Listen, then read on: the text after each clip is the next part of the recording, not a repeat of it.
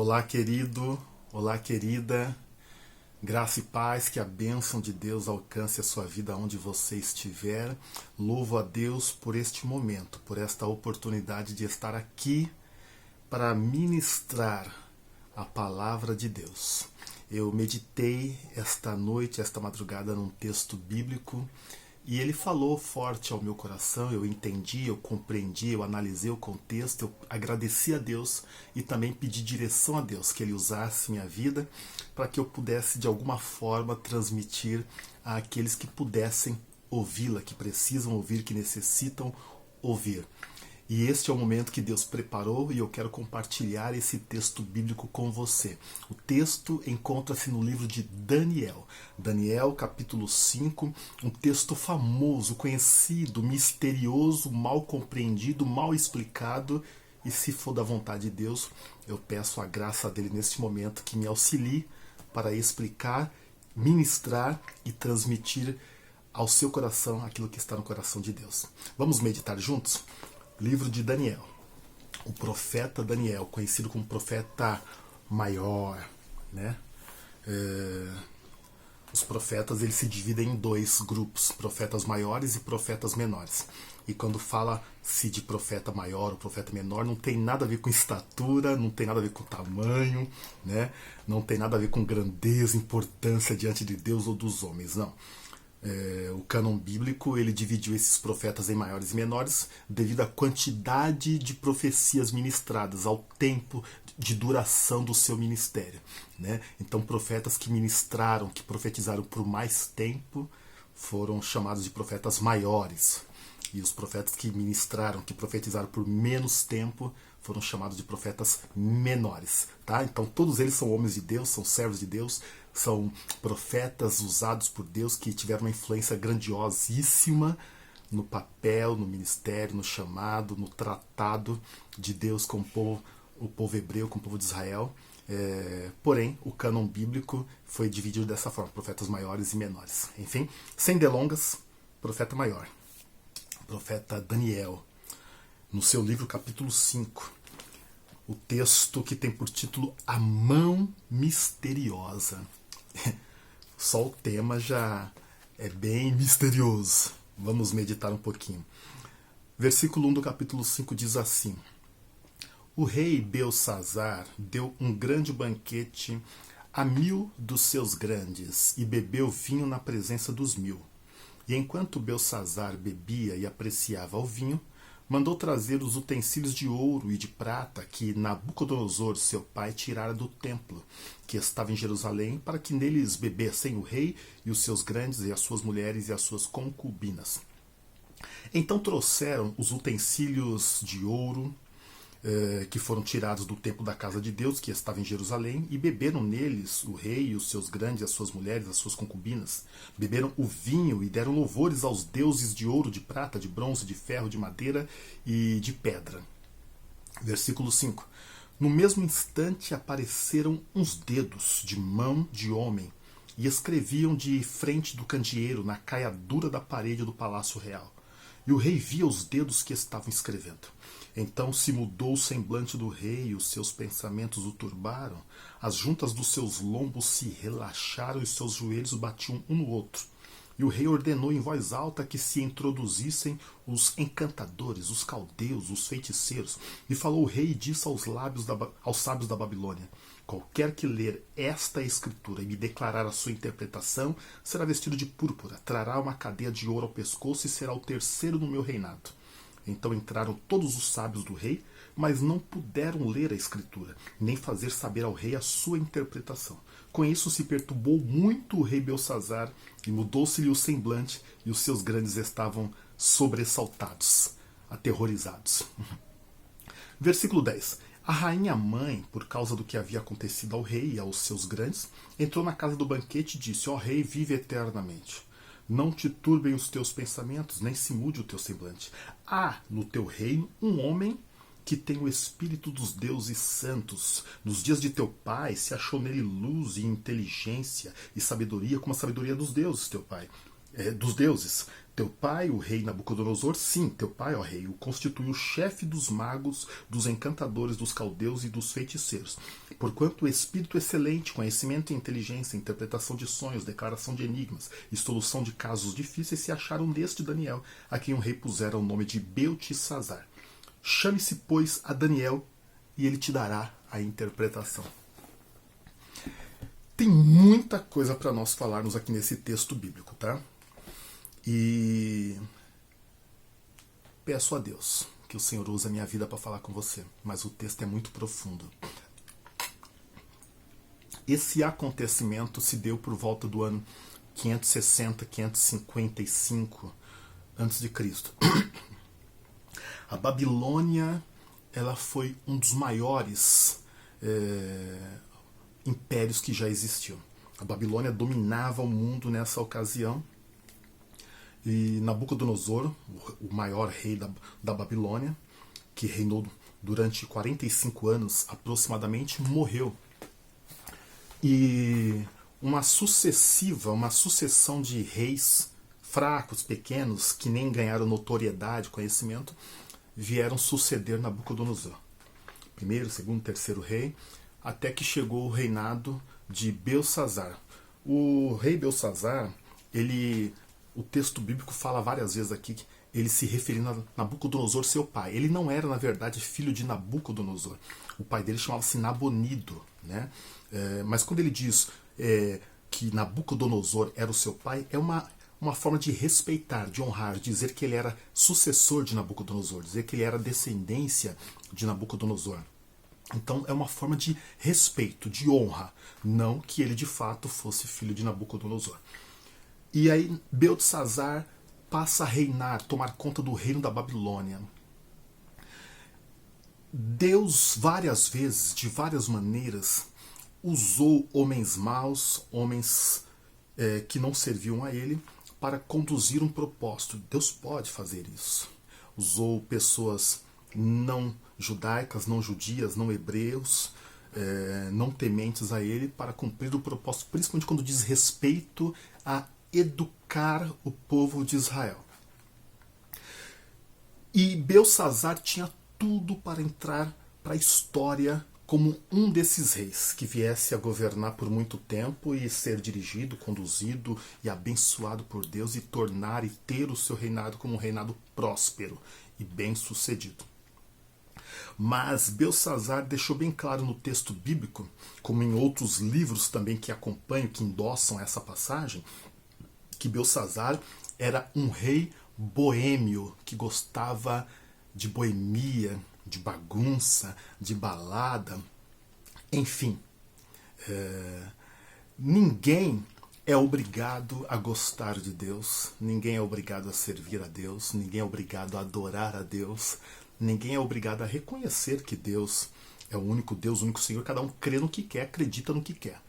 Agora, o inadmissível e Deus não tolera é que alguém, além de não considerá-lo, não aceitá-lo como único e Senhor, venha blasfemar do seu nome, venha menosprezar ou zombar do nome de Deus. Isso é inadmissível.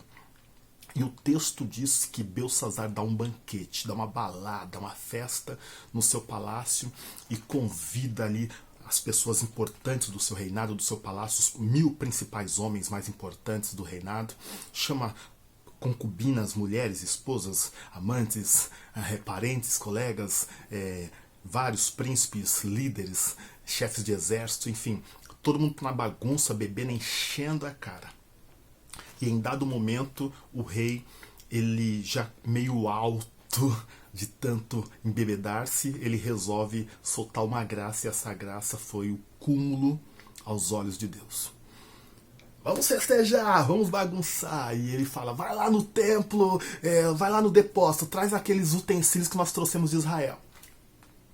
Eu imagino que em algum momento, eu imagino, o texto não fala sobre isso, que em algum momento alguém falou, mas rei, Aqueles utensílios são sagrados. A gente trouxe da terra de Israel. Lembra do Deus de Israel, o Deus que já destruiu vários povos, que tirou Israel do Egito. Daqueles deuses lá, daquele Deus. Dizem que é o único Deus, o Deus forte, o Deus poderoso. O Senhor vai querer mexer nesses utensílios. Ele fala, não tá nem aí, traga lá. Traga todos os utensílios sagrados que vieram de Israel. Esses utensílios eram normais. Quando um reino conquistava o outro, levava um monte de despojo, dinheiro, ouro, prata, bronze, ferrolhos, taças, espadas, enfim, e deixava num depósito como se fosse uma espécie de troféu, dizendo: isso aqui nós conquistamos quando destruímos o povo XPTO, o povo A, B, C, D e assim por diante. Então, no depósito lá da Babilônia tinha vários utensílios de vários reinados, entre eles tinha os utensílios sagrados trazidos de Israel quando a Babilônia conquistou o mundo, quando conquistou e destruiu o povo judeu. E trouxeram os utensílios sagrados. E Belsazar pegou, encheu de vinho, cachaça, um monte de coisa e começou a brindar, né? Viva aos nossos deuses! Aqui, ó, o utensílio sagrado do Deus de Israel não é nada. E começou a blasfemar. E começou a brincar com as coisas santas de Deus. E diz o texto que naquele momento apareceu na parede uma mão. Uma mão com dedos grandes e começou a escrever na parede. E a frase, ou melhor, as palavras que foram escritas na parede foram Mene, Mene, Tekel, Peres, Ufarzim.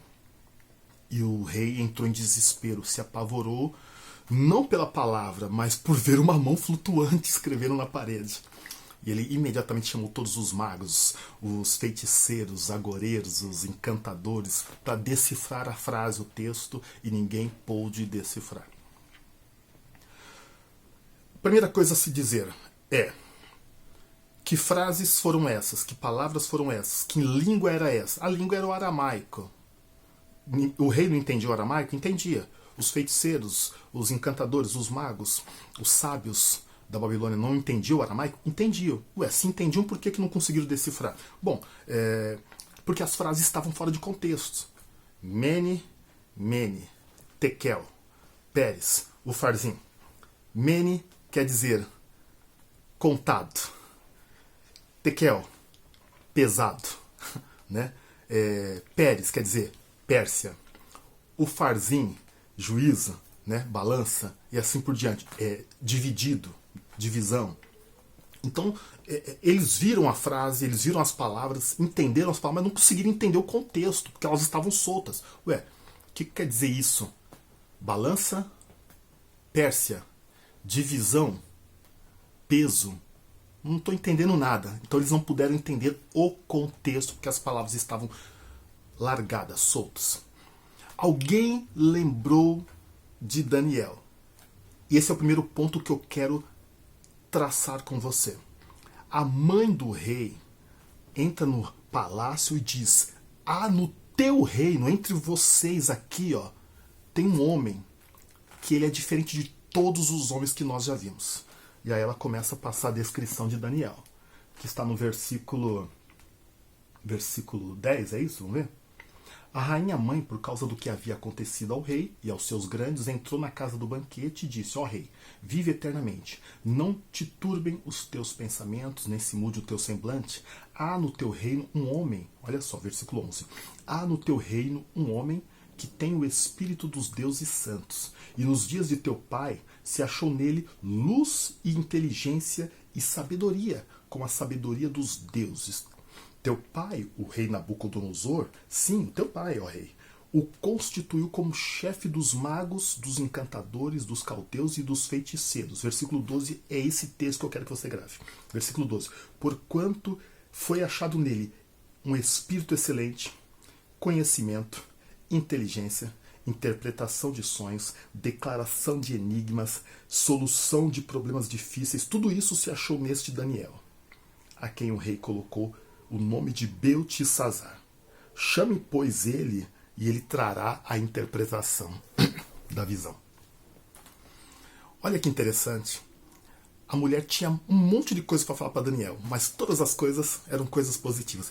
Achamos nele, foi visto nele, nele existe espírito excelente, espírito de sabedoria, de inteligência, decifração de sonhos, interpretação de profecias. É uma pessoa que resolve problemas difíceis, uma pessoa que aconselha, enfim.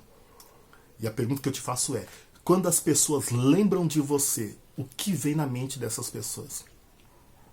Olha, chame o Alexandre. Alexandre, quem é o Alexandre? O Alexandre é aquele que faz isso, aquilo. O que será que vem na mente das pessoas quando elas lembram do teu nome?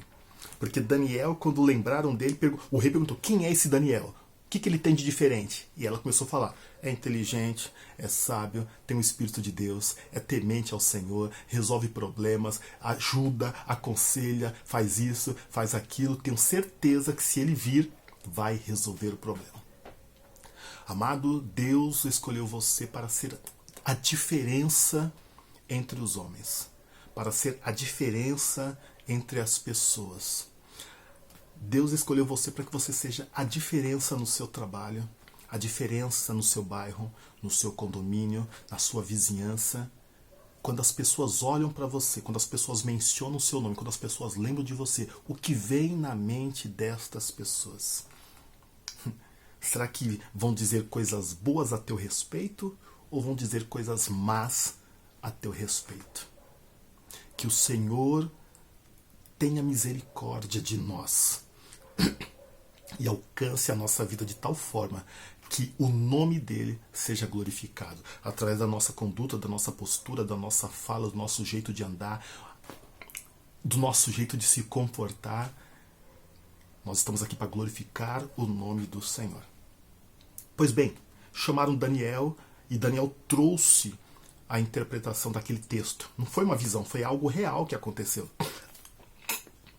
E como eu disse, os sábios não puderam interpretar porque estava fora de contexto. E Daniel diz: assim diz o Senhor: pesado foste na balança e achado em falta. Contado foi o teu reino e dividido entre os medos e os persas. Algumas pessoas, quando leem esse texto, falam medo, não é medo, né? Não é medo de amedrontar, é medo.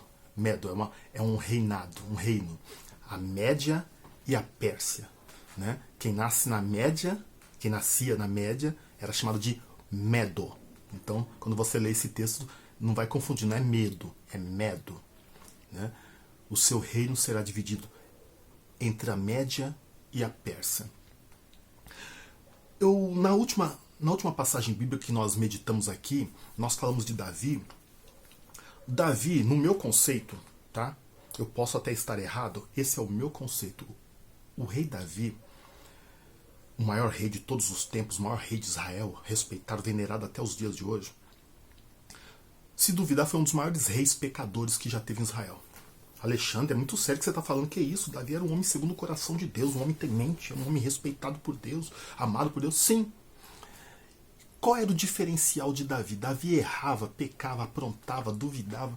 Só que ele tinha uma sensibilidade tão grande para reconhecer os seus erros e dizer: falhei, pequei, meu Deus, me perdoa. Ele tinha uma facilidade tão grande. Era isso que Deus amava. Tanto é que ele dizia, né, nas suas orações, ele disse na sua oração, quando ele pecou ali, quando ele tomou para si Betseba e matou Urias, enfim, quando o profeta Natan profetiza contra ele, ele fala: pequei, a casa caiu, pequei, a casa caiu, Senhor, contra ti somente pequei. E ele mesmo no texto diz lá no Salmo 51, ele fala assim: a um coração quebrantado e contrito não rejeitarás, ó Deus. Essa era a receita que Davi tinha. Ele sabia que Deus não rejeita um coração quebrantado e contrito. Então ele pecava, mas ele reconhecia e se humilhava. E quando ele se humilhava, Deus o perdoava, o restaurava, porque as misericórdias do Senhor não têm fim. O profeta Jeremias, ele fala, né?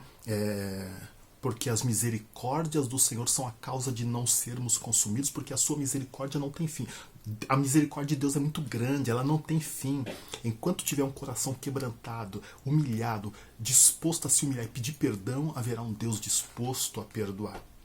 Por que eu estou dizendo isso? Porque o rei Belsazzar, ele teve a oportunidade de entrar para a história. Na hora que o profeta Daniel menciona esse texto, essa frase, a interpretação daquela mão, daquelas palavras, dizendo: pesado foste na balança e achado em falta, a primeira coisa que ele deveria ter feito é: pequei, falhei, pisei na bola, meu Deus, fiz besteira, me perdoa. E eu acredito que se ele se humilhasse naquela hora, se ele se humilhasse naquele momento, se ele pedisse perdão com o coração reto, sincero, eu acredito que a misericórdia do Senhor alcançaria a vida dele, poderia fazer tudo diferente, mudar tudo. Mas ele não se arrependeu, ele não se humilhou. E diz o texto que naquela mesma noite ele morreu e o seu reino foi dividido entre os medo-persas. Deus está te dando uma oportunidade. Deus está te dando a chance de se humilhar diante dele, de reconhecer que ele é grande, de reconhecer que ele é o único Deus, o verdadeiro Deus, o Deus poderoso. Deus está te dando a oportunidade de reconhecer. Não importa o que você fez lá atrás, o que você aprontou, o que você falou, o que você pensou, a maneira que você agiu, não importa. Passado é passado, passou. O importante é como você vai seguir daqui para frente. Deus está te dando esta oportunidade. Pesado foste na balança e achado em falta. E aí, a partir de agora, o que você vai fazer? Vai continuar em falta ou vai se humilhar aos pés do Senhor? Humilhai-vos debaixo da potente mão de Deus, para que Ele no tempo certo, no tempo oportuno, vos exalte. Se você se humilhar, Deus vai te exaltar. Se você reconhecer, Deus vai te honrar. Se você se humilhar, Deus vai te perdoar e mudar a tua história. Mas não foi o que Belsazar fez. Ele preferiu continuar no erro e diz o texto que de Deus ninguém zomba. Cuidado se você está brincando com Deus. Cuidado se você está zombando do nome de Deus. Cuidado se você está brincando de ser crente. O texto bíblico diz que ou você deve ser quente ou você deve ser frio. A pior coisa que existe é crente morno. E cá entre nós, tudo que é morno não presta, é ruim. Tem gente que até gosta de café morno, de leite morno, de água morna. Mas quando o assunto é essência, é caráter, é personalidade, é jeito de ser, é postura, é comportamento, é atitude, ou você é ou você não é. Mais ou menos não funciona. Gente que fica em cima do muro, toma partido, ou vem pro lado de Deus, ou vem pro lado do inimigo, mas não fica em cima do muro. O João, lá em Apocalipse, ele fala sobre isso, o Senhor Deus falando, né? Bom seria se você fosse ou quente ou frio, mas você não sabe o que quer, você não é nada, você não é nem crente, você não é nem quente nem frio, você é morno. E morno, Deus fala, eu vou vomitar da minha boca, porque eu não gosto de gente morna. Gente morna lembra indecisão, insegurança, não sabe o que quer da vida, não sabe se vai, se fica, se volta. Tome uma atitude hoje. Mene tekel peres ufarzim. Pesado foste na balança e achado em falta. Contado foi o teu reino e dividido. Deus quer prosperar, mudar a tua história. A palavra está dizendo: humilhai-vos perante as mãos do Senhor, aos pés do Senhor, e Ele vos exaltará. Amado, esta é a hora que Deus escolheu para teu encontro com você. Chega de brincar, chega de balada, chega de bagunça, chega de boemia.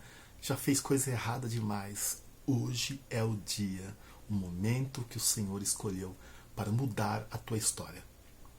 O rei Belsazar preferiu continuar no erro e desperdiçou a chance. Naquela mesma noite, ele partiu para a eternidade. E o que é pior, uma eternidade sem Deus.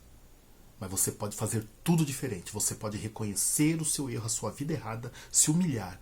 E Deus mudar a sua história para uma história de sucesso, de bênção, de vitória daqui para frente. Amém? Eu quero orar por você. Pai, em nome de Jesus. Esta pessoa que está vendo, ouvindo esta mensagem agora, Pai. O Senhor conhece a vida dela, o Senhor sabe como ela está, o que ela fez, como ela vive nesse momento.